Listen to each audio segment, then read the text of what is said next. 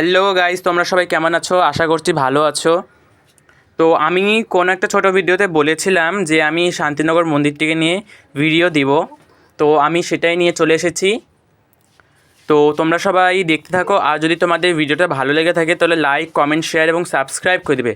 আর তোমরা সবাই অনেকটা ভুল করে থাকো, সাবস্ক্রাইব করে অল নোটিফিকেশানটা অন করো না। সাবস্ক্রাইব করে বেল আইকনটা অন করে অল নোটিফিকেশান অন করে দিলে তোমরা সবাই আমার সম্পূর্ণ আর সমস্ত ভিডিওগুলো দেখতে পারবে। তো তোমরা সবাই দেখো, এই শান্তিনগর মন্দিরে প্রচুর পরিমাণে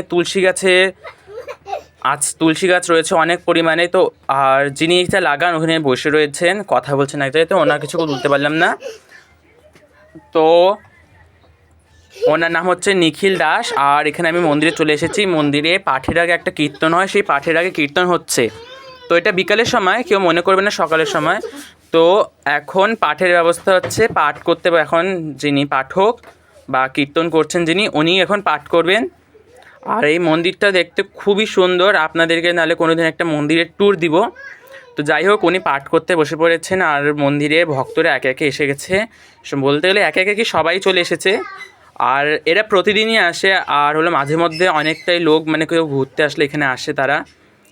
তো যাই হোক, এখন পাঠ শেষ হয়ে গেছে। পাঠের শেষের পর কীর্তন হচ্ছে, কীর্তনের পর আরতি হবে। তো আমরা সবাই কিন্তু সম্পূর্ণ ভিডিওটা দেখবে, আর ভালো লেগে থাকলে কমেন্টে বলবে। আর হলো যেহেতু আমিও বৈষ্ণব পদে নাম লিখেছি, মানে আমিও মন্ত্র নিয়েছি, দীক্ষিত আমিও। তো সেই অনুযায়ী আমিও অনেক কিছু কীর্তন জানি, তাই আমি ওনার সাথে কীর্তন করে দিয়েছি। আর আমি একটু খোল বাজাতেও জানি, তো খোল বাজিয়ে নিয়েছি। যাই হোক, আমার ভিডিও তোমাদের যদি ভালো লেগে থাকে অবশ্যই লাইক, কমেন্ট, শেয়ার করে দিবে। আর তোমরা যদি ব্যাকগ্রাউন্ডে কোনো আওয়াজ শুনতে পাও তাহলে তোমরা কিছু মনে করো না তাহলে, কারণ আমার ভাই, মানে পাশের বাড়ির ভাইটা এসেছিলো, তো ওই ভাইটাই একটু খেলা করছে। তো বাচ্চা মানুষকে কতটাই বা আটকানো যায়, আর তার জন্য।